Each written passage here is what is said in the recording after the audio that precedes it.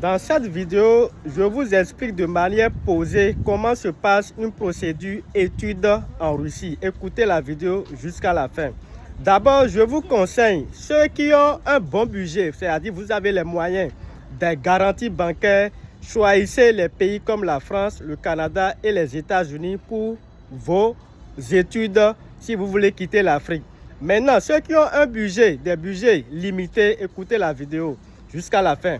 D'abord, comment se passe lorsque vous voulez faire une procédure étude en Russie? D'abord, le premier document, c'est le passeport. Que cela ne vous étonne pas puisque j'ai reçu certains messages que les gens me disent « Francky, je n'ai pas le passeport ».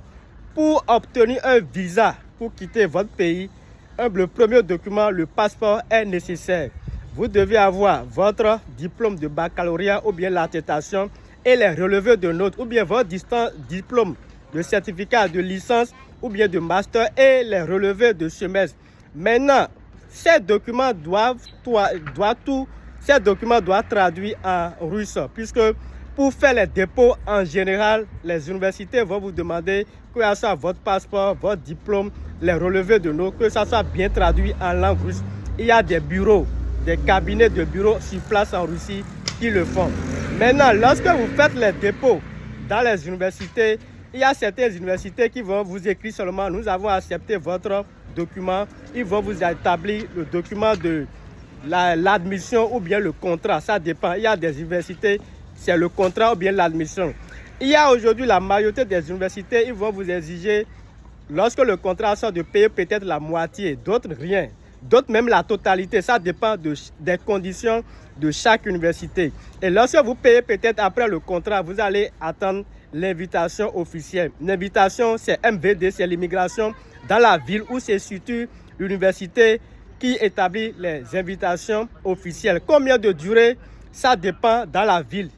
Moi, il y a des universités, même dans 28 jours, vous pouvez obtenir votre lettre d'invitation officielle. Et il y a d'autres, même plus de 45 jours. Je dis, ça dépend des conditions de chaque ville dont se situe l'immigration.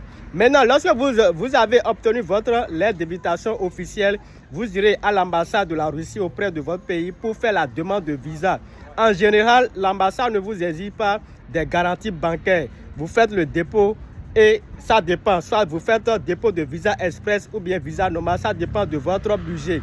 Et lorsque vous obtenez le visa, vous achetez votre billet pour pouvoir voyager. Je vous conseille ceux qui sont en train de faire. D'abord, la rentrée prochaine, c'est en septembre prochain. La rentrée ici, en général, pour les universités, c'est en septembre. Il y a des universités que moi je connais qui commencent par prendre les dossiers un peu.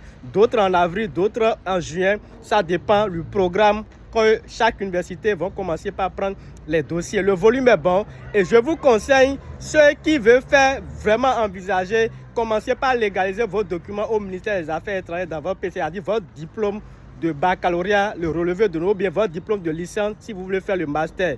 Les amis, le volume est bon. Je vous souhaite un bon dimanche et comme j'ai l'habitude de le dire, paka paka.